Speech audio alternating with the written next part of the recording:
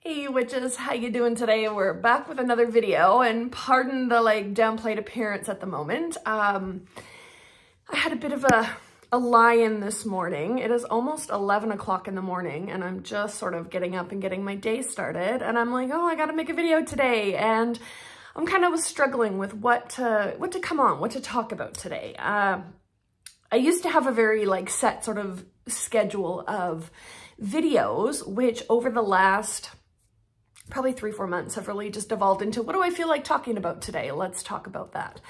And I don't know what I feel like talking about today. I've got lots of different projects on the go, but I don't have anything that I can make a whole video about. So I thought, let's do a vlog. It's been a while since I did one. And let's just sort of hang out and see where the day goes. I have lots of little things to do. And so yeah, I'll keep you up to date on that. I have come down, I've made my coffee.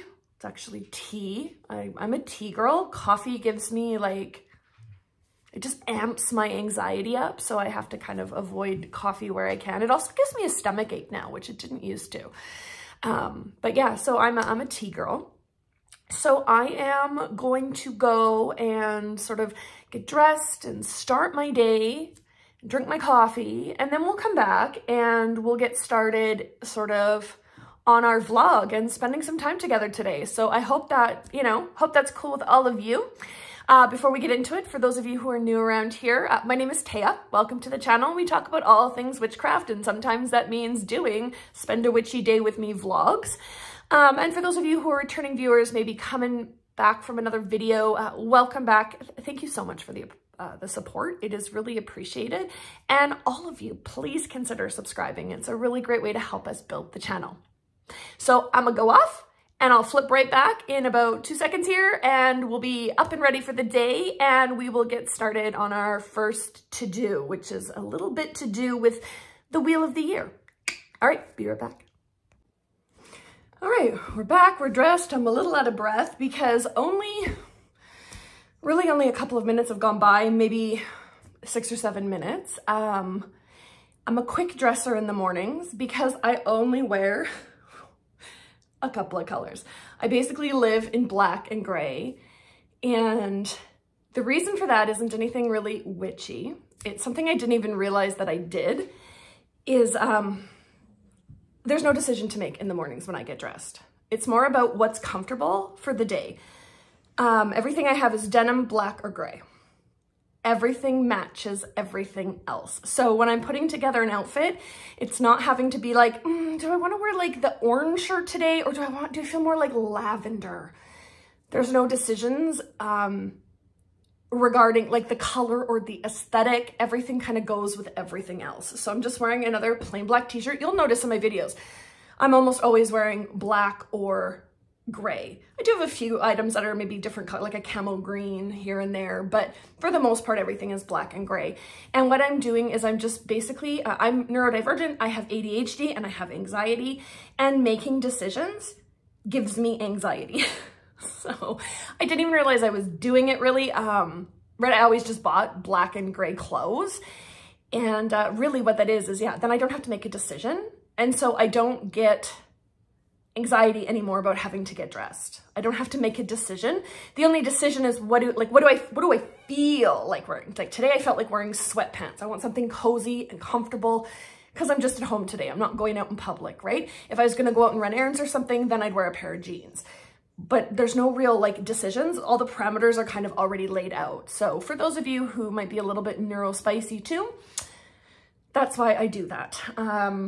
And the other thing is my toque. I've had a few people comment about the toque. First of all, I'm Canadian. It's a toque. It's not a beanie. It's not a bonnet. It's not a, it's a toque.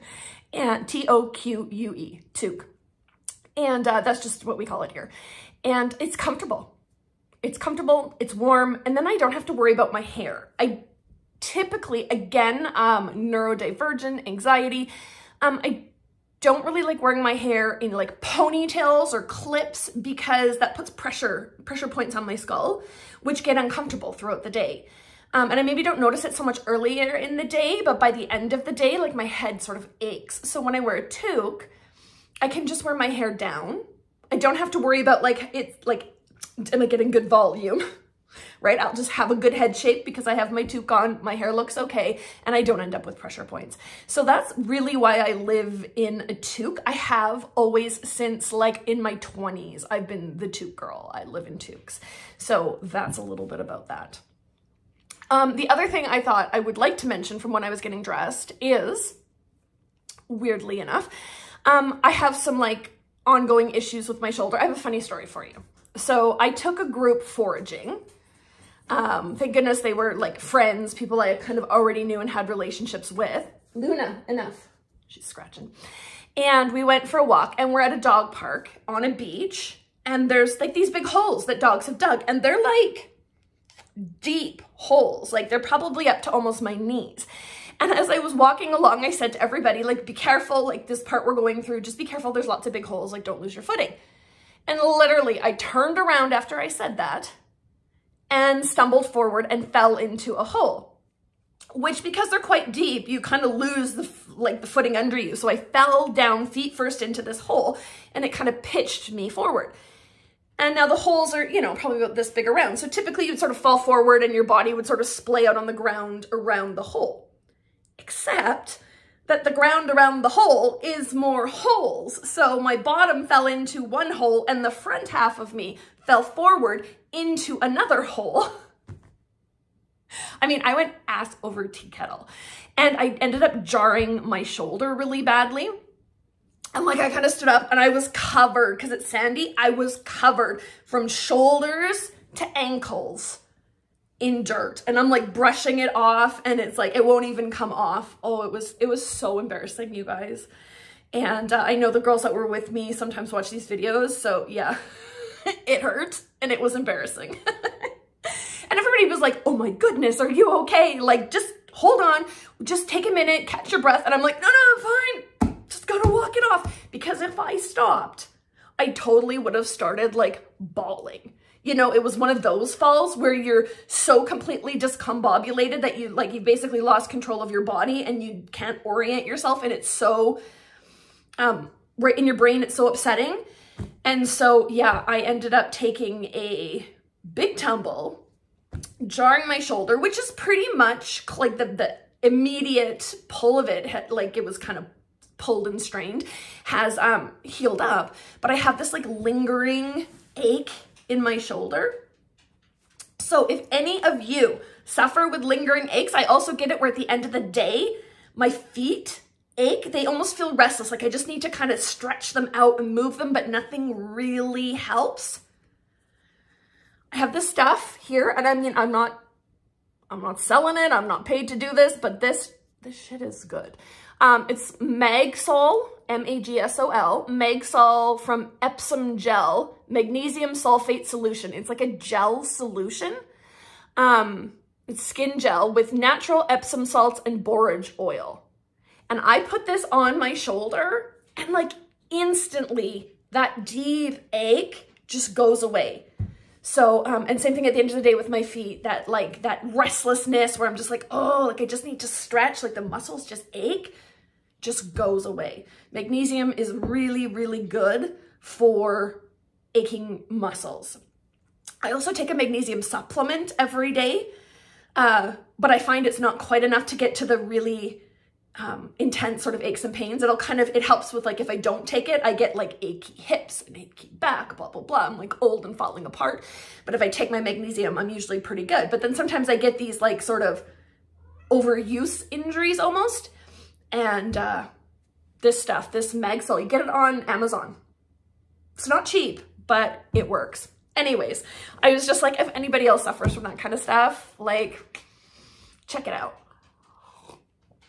See, my coffee is still hot. Okay, so one of the things I want to talk to you guys a little bit about was the Wheel of the Year. And I think we all know Wheel of the Year, like the 8 Sabbats, which you can celebrate in many different ways. You can do like a fertility cycle. You can do them as a mystery cycle, which is like how we do it in traditional witchcraft. Typically, it's more of a mystery cycle. Or you can just get rid of it completely and create your own Wheel of the Year. And one of the things I have upcoming is I'm actually teaching a class on creating a custom Wheel of the Year. It's online over Zoom at 7 p.m. Mountain Standard Time next Tuesday, a week from the day this video is posted. I don't have the date written down. Oh, I do. Okay, so if this is the 5th and 7 would make it the 13th? No, the 12th. Wednesday the 12th. Next week on Wednesday, October 12th is our Wheel of the Year class. And you walk away from it with a custom Wheel of the Year that you have built for yourself. Anybody anywhere in the world is welcome to join us. I will post it in my community tab. I'll make a post about that class if you're interested in registering for it. We'd love to have you. It's a fun time, and sort of the more people we have, the more interactive it gets, the more fun it is. So you're welcome to join us if you are really looking to create a custom Wheel of the Year. Which may include the traditional Sabbats, but there's tons of other stuff that you can build into your Wheel of the Year. And let me just see if I have mine here. I should have brought it, but I think I have it. Yeah.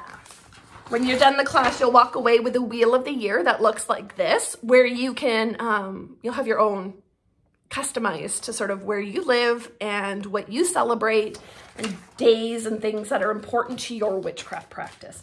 I will actually send you that template before class, and we'll fill it out as we go through, and you fill in the things that are appropriate to you. So it's a really good time, and I just thought I'd mention it in case any of you are interested. And speaking of Wheel of the Year, I thought I'd share another project I have that's sort of ongoing, but I thought might be interesting for some people to want to do something similar, because I need to go make some updates today because I noticed that there are different trees that are changing into their fall colors. All of the ash trees in my neighborhood have all gone yellow in the last couple of days. So I'm going to add that to my custom almanac. And it's something anybody anywhere can do. If you're part of our Edmonton Traditional Witchcrafters Guild, we do have a community document where everybody fills in their sort of observations throughout the year.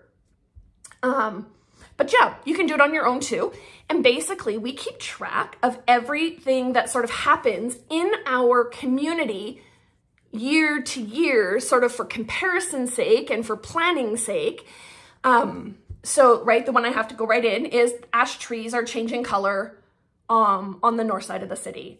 I have an entry I had to add from 2 weeks ago that the rowan berries at a local Northeast park are ready for harvesting, and rose hips are ready for harvesting. And then next year, if I'm like, when can I harvest the, you know, when should I expect those? I kind of have a framework of when that tends to happen in our city. And especially in Edmonton, our weather can be so variable here. So we do record the highest high in the month and the lowest low in temperatures in the month. So that gives us a guideline that we can look at, as well as sometimes a couple years ago, maybe 2-3 years ago, it snowed here the second week of September, and that snow did not melt until the end of April. We had a very long, very bitter winter. I want to say 3 years ago, give or take. And, right, but other years, we don't get snow until after Christmas. So it really varies. So I thought it'd be really interesting to track it year to year to year to see if it like slowly gets later in the year and then slowly gets earlier in the year. Or, you know, is it just all over the place? Is there some type of a pattern to the weather that we can kind of keep an eye on? And another interesting part that I'm hoping to incorporate soon to this is we have somebody in our group who loves to sort of put up at the beginning of every month all of the weather proverbs that go with that given month. I'll be honest, I mean, one's like, you know, in, I think, is it April, March or April? It's like in like a lamb, out like a lion, right? So is that true? Did that come true? Did our, you know, did the month start out nicely and then go out just brutal? Or, right, all these different weather sort of proverbs, sayings, superstitions, whatever you want to call it. So we're going to start gathering those for every month as well, so that we can kind of revisit them and see what happens year to year to year. So we have all these kind of fun almanac projects. But the big one right now is, yeah, just kind of keeping track of what's happening in the year. And then next year, taking those same events and tracking when they're happening. So I am gonna go and update that almanac. All I did was put like the events down the side. So like geese arriving, geese leaving. So every day I go for dog walk, I check, are the geese here? Once I see they've been gone for 7 days, geese are gone, right? But all those events down the side. And then at the top, it just says the date. So you just fill in the date. It's for the whole year. So you just put like the month in it, like March 15th, whatever. And then it'll say where in the city. So it'll say like, was it, you know, things that happen in my suburb are like North Edmonton. There's a park that I go to all the time in Northeast Edmonton. The weather highs and lows are taken from our airport, which is in the southeast of Edmonton. So we kind of track where are things happening within the city itself to see if there's any sort of microcosms. And then just notes, right? So I can, we can write in notes. Somebody else can say, oh, this was happening in my area too, or whatever, right? You can kind of add little notes and stuff in. Or I'm trying to think what other kind of notes we put in there. But anyways, it's kind of a fun project. So it might be something you guys are interested in doing in your local landscape, because as traditional witchcrafters, that's a big part of what we do, is build a relationship with the land on which we live. And a big part of that is knowing and understanding the different weather patterns and when things are happening and when what plants are blooming and what plants are, you know, in season and all that kind of good stuff. So we have an almanac where we track all that. And yeah, maybe you're interested in doing one too. If so, leave a comment, let us know. So I'm gonna go and do that. And then we're gonna come back and we're gonna talk about evocation jars. All right, we're back. Sorry, I'm laughing because this is my second take now for this section. I got about halfway through what I wanted to share with you all, and my dog started pitching a fit in the backyard, just yelping and barking and throwing herself against the window, and I'm like, threw me right out of it. So we're gonna do it again. Basically, I'm just back from, sorry, I need to give her a little swat. We are just back from updating the almanac. So like I said, I keep this almanac and I'll tell you what I added to it and then we'll share from there. So I went back and I added all the events for September. So the warmest day in September was September 3rd, which was 32.6 degrees Celsius. I added in the first fall frost, which was supposed to be September 16th. That is a prediction, not an actual occurrence, from the Almanac of 2022. I work a lot with the Almanac in my witchcraft practice. Just, right, it's a great way to sort of get a lay on what's going around in your own land. And so the Almanac had predicted the first frost for September 16th. Now, we didn't get a frost here in the city, but they very well may have out in the fields. It could have happened around that time. I don't know, but I like to include it. It's sort of interesting. And then if we have an actual, like, okay, that was a frost, I'll record that as well. The rowan berries and rose hips were ready for harvest starting at about September 17th. The coldest day in September happened September 25th. It was -1 degree Celsius, so 1 degree below freezing. The maple trees started changing their leaves to red on around September 28th. They're gorgeous. It's like a bright, vivid red, and that's happening in my neighborhood, but also we have this boulevard. It's 97th Street North, just over by Griesbach, if you live in the city.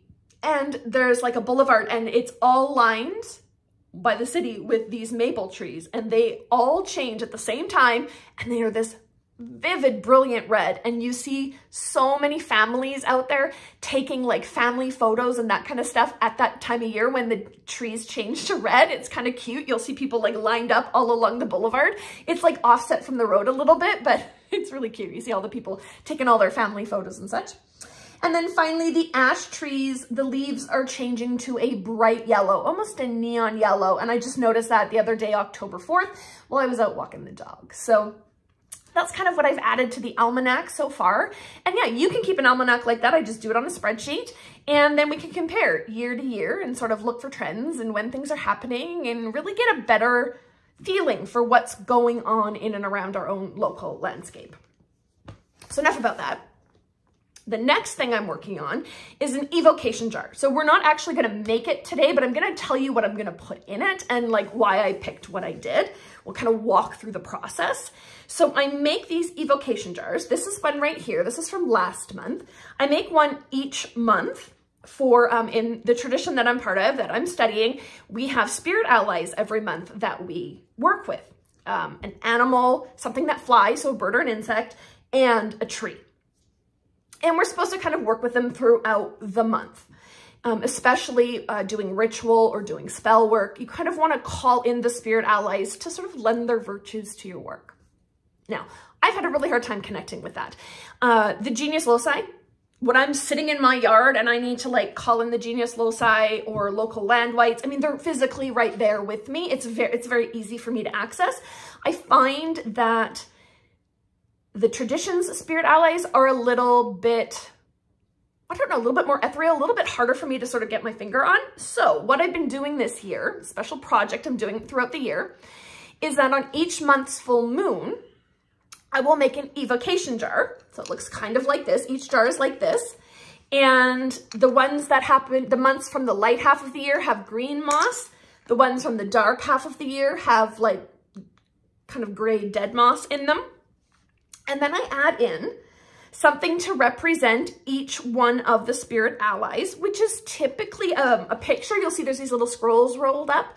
Typically it's a picture. I don't always have something to physically represent them. Like if it's chicken, I don't have a chicken feather. Now, if I get my hands on one, I'll add that to my jar. But in the meantime, right, I don't want to stop, kind of hold up the work. So I'll use like a picture of a chicken. Sometimes there's a deity associated, sometimes there isn't. I'll put in something to represent the actual full moon. I create these on the full moon and then I charge them under the energy of the full moon to sort of bolster the attachment to those spirits. And then I will typically add in an oil of some sort and herbs or plants of some sort, like 2 or 3 plants and an oil to sort of additionally bring in that also tie into the correspondences of those spirit allies. So we'll walk you through it. I'll tell you how I do these, okay? So I'm actually doing 2 this month that are similar but not the same. So one for October, every month has one, and I'm also creating one for Samhain. So the one for October, we're working with salmon, lapwing, and hazel. Now, again, I should have been a little bit more on top of this. I could have gone and purchased some like actual skin on salmon from the store, brought it home, peeled and dried that skin, and then added the skin into the jar for salmon. It wasn't quite there yet, so I'll use a picture right now. Lapwing. Again, we don't have lapwings here in Edmonton, Alberta. We don't actually have them in North America. They're a European bird. We do have plovers, which are in the same family as lapwings. So there's a bit of a call in there, but I don't have anything for lapwings, so I'll use a picture. And the tree is hazel. So for hazel, what I'm gonna do is I am going to take a,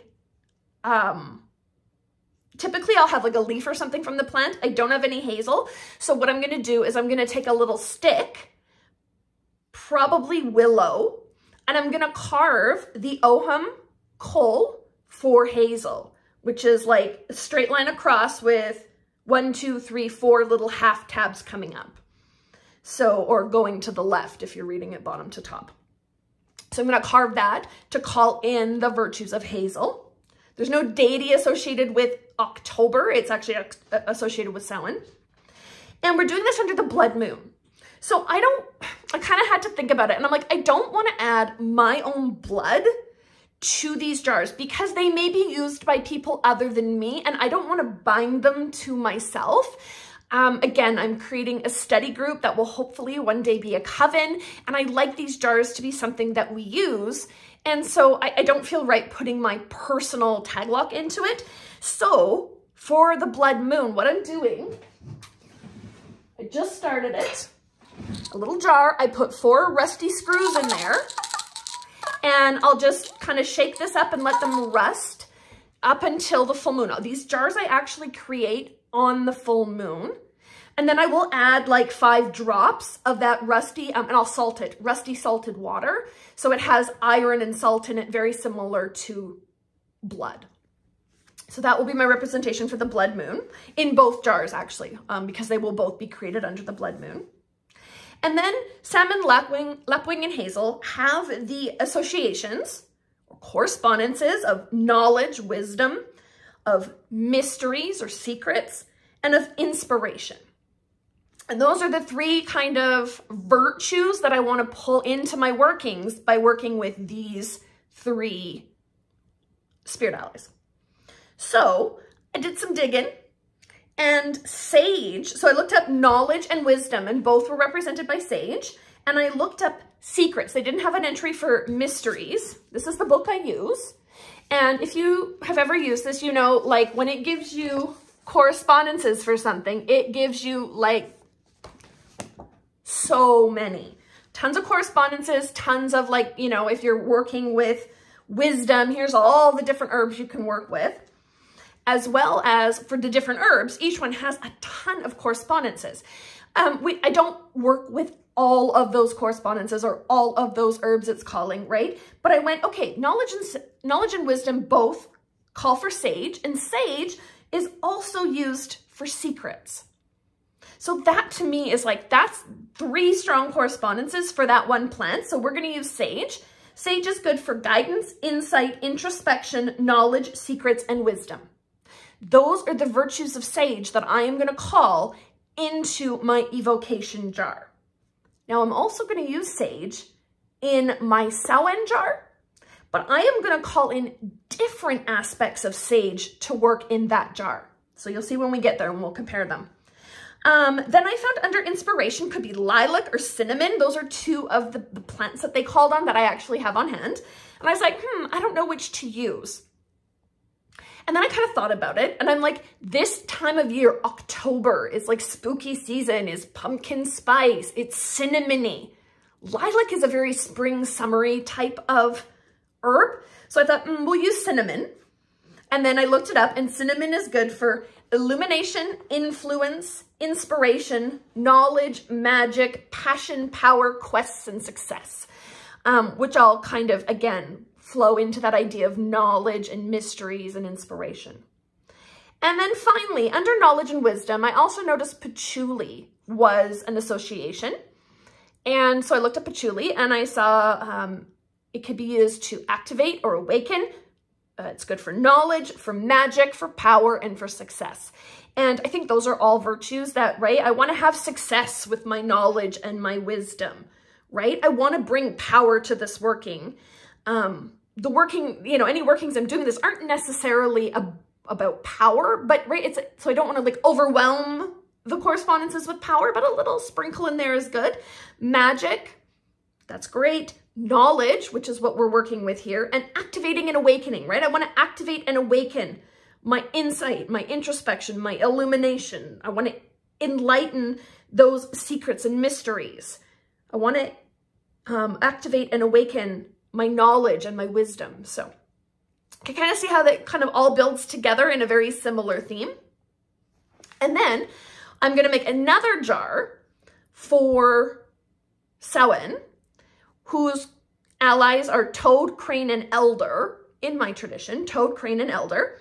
So I'm going to use pictures for toad and crane. And then for elder, again, I'm going to take a little stick and I'm going to carve the oham for Rui, which is a straight line with 1, 2, 3, 4, 5 angled intersecting lines. The deity or the spirit that we're working with at Samhain is Tubal Cain. And so I'm going to use a little bit of forge scale to represent him in my jar. And again, under the blood moon, so that rusty salted water. And then the correspondences that we're working with are death, secret knowledge, remembrance, and the other world. So I looked up death, and it had mushrooms or yarrow. And again, I just felt like mushrooms were more fitting. Like mushrooms grow on decaying matter. For secret knowledge, same as the last time, right? Secrets and mysteries. This one has secret knowledge. I'm going to use sage again for that, but I'm going to call the correspondences, the virtues, a little bit differently. When I looked up remembrance, there were no correspondences tied to remembrance specifically. I looked up ancestors, not there. I looked up spirits, and what came up was wormwood. And I just happened to have just recently purchased a wormwood essential oil. So I'm like, ooh, that might work, wormwood.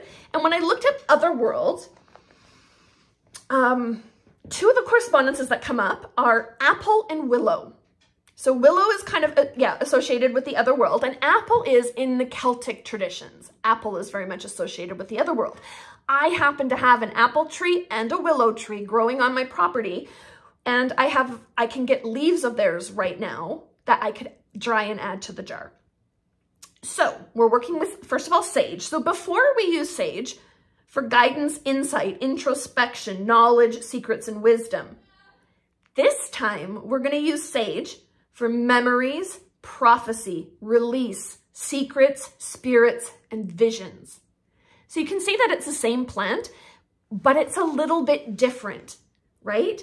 Because plants have lots of different correspondences.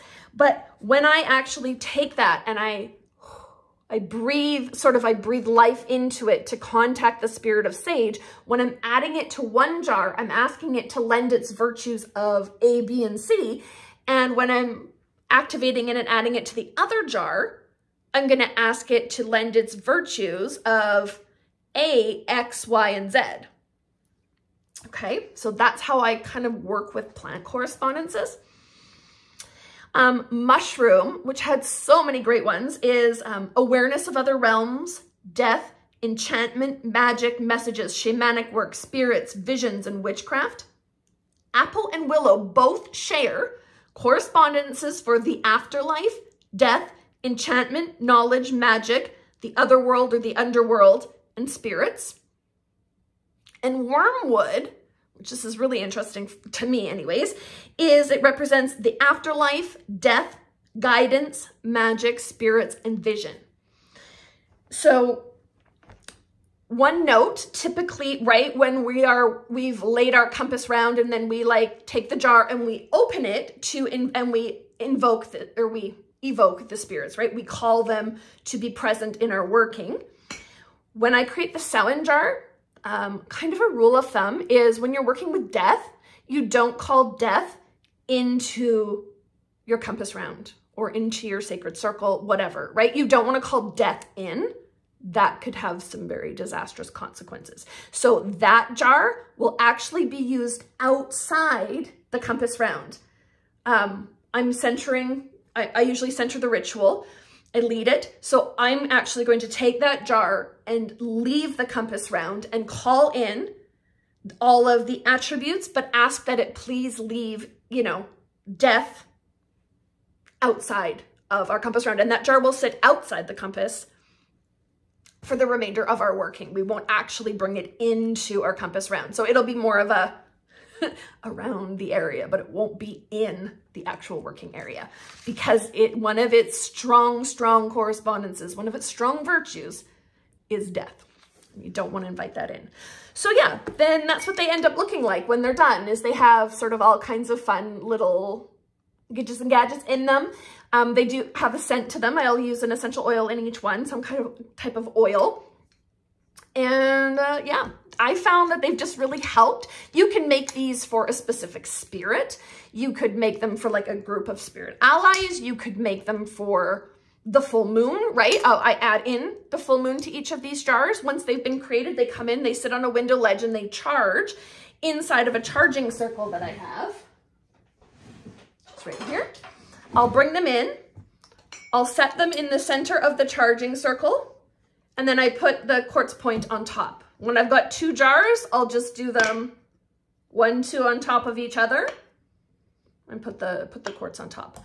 And I'll let them charge overnight by the light of the full moon. And then in the morning, I'll come and grab them and put them away. So that is one of the big workings I have going on. And I thought, yeah, we need to take the dog out for her walk. And I would like to work on my stang a little bit today. I won't be able to do a lot of it on camera, but I'll show you. I'm making a new stang to use for public group rituals, because up to date we've been using my personal stang, and we'll talk about it. We'll talk about it when we get to it. But first, let's take a little jog around the neighborhood. I'll show you some of the changes going on for the fall, and then we'll meet back here and we'll go outside and work on the stang. So we are on our walk. We are at I'll turn the camera around in a few here and I'll show you. We're at a lake, a pond, I don't know what it is. It's like a catchment pond for the drainage system, but it makes a nice little pond in our neighborhood. We've got 3 of them, like mini lakes, if you will. And I'll show you that because there's some geese there, and so they haven't left yet. And it's gloomy. It's not very sunny, but it is a nice day out. You can see, I don't know, maybe not, Luna's snuffling around here. And I'm just listening to a podcast. So I am listening to Hex Positive with, I like Hex Positive with Brina Guerin, but no, I am listening to Invoking Witchcraft with J. Allen Cross and Britton. I quite enjoy that podcast. So again, I'm always saying, if you got some good witchy podcasts, leave them in the comment below. I'm always looking for something new to listen to, but that is what I'm listening to today. Just their episode where they've kind of come back after a little break. So nothing in particular are they talking about yet, just what have they been up to. Oh, there's Luna in the background, making not friends with random strangers in the area. Haha, hey dude, you're on YouTube. So yeah, I'm gonna turn the camera around. I'll show you the lake. There's some geese and some ducks far off, and then we'll continue on our walk. There we go. There we have it. You can see how it's kind of overcast and not so pretty. But yeah, those are, ooh, pardon the wiggle. These guys here, those are geese, and you can't actually see them, they're so tiny, but on the other side of them there are a whole bunch of ducks. There you go, now you can kind of see the little ducks. Where's my finger? There we go. Little ducks up there, bigger geese in the front. So they have not left for the season yet. I'll keep you posted. There's those ash trees that are just starting to turn. I love this tree. It is just this huge tree on the side of the lake, and all the branches kind of come down and create this little secret space underneath. Sometimes a rabbit lives in there. And yeah, it's just huge. All right, we are back from our walk, and disappointingly, we are inside. I have tried filming this 3 times now outside in my backyard, and I wanted to show off, you know, the beautiful fall colors, and the work I have to do is actually outside. But every time I turn the camera on, my neighbor starts doing something. It sounds like a bandsaw or something. And I don't even know if the camera can pick it up, but it's so distracting that I like literally can't think about what I'm talking about. So unfortunately, we are not gonna be able to film outside, but I thought I'll share with you the project that I'm working on, which is a Coven Sting.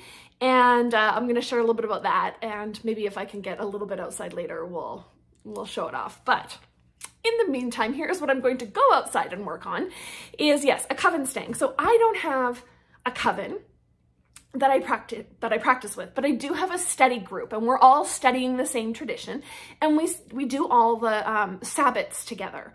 So similar sort of situation, but we're not really a coven, but I like to call it a Coven Sting because it just sounds cooler than study group stang. And I went out, basically, let's start at the beginning. We've been working together for quite a few Sabbats now, a small group of us, and we've just started, we've just welcomed 3 new members to our study group, going from a group of 3 to a group of 6.